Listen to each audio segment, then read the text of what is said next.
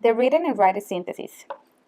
The reading and writing synthesis is divided by the big five of reading instruction, the interactive read aloud, and the writing process.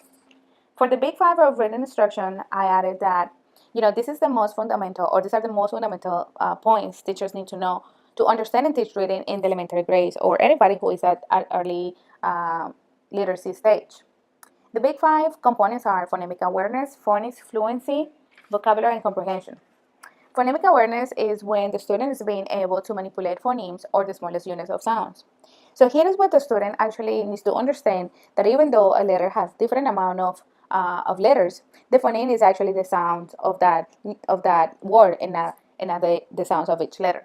For example, if the word is sheep, then the reader needs to understand that that word only has three phonemes. Phonics is the actual mapping speech onto print. Here is where the student needs to understand the alphabetic sounds and connect those sounds to the graphemes, to the actual letter. So if the student says, let's say, the first letter of the alphabet, that student needs to understand that the sound of that letter is A. Fluency is the rate at which the student reads, and it is measured in words per minute. As students read more frequently, they gain more confidence, and the reading becomes more automatic, so they can actually start building things such as expression, pausing, things like that. So when the fluency is gained, then also this helps the comprehension to enhance, right?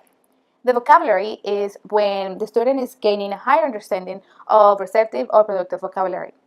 So to develop the vocabulary, teachers have many techniques, such as things that I've seen are like when they use the semantics. So they actually connect the new words with previous words that the kids have already learned, or they learn how to separate those words into prefixes and suffixes and things like that.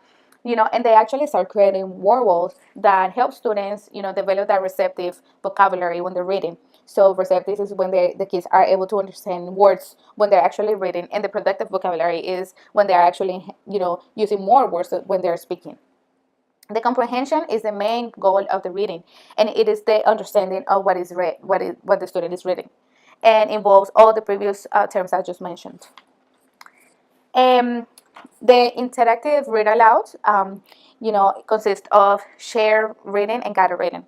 And pretty much what it does is that it promotes the joy of reading, it promotes fluency, and all these things that I just mentioned.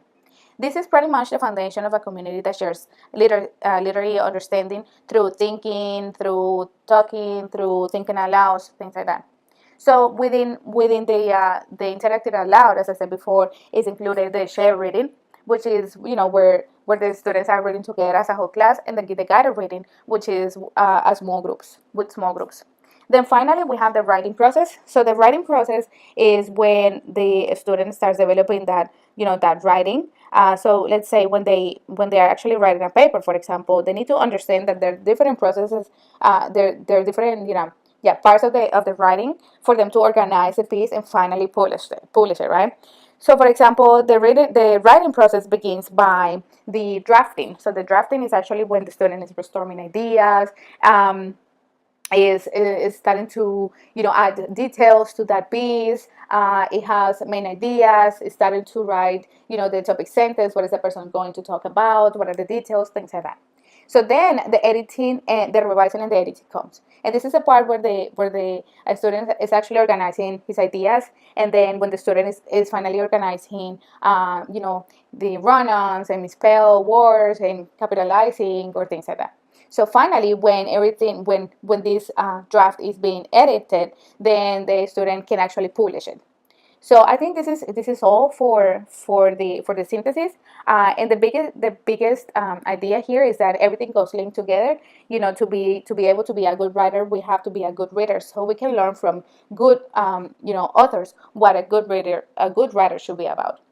Thank you so much.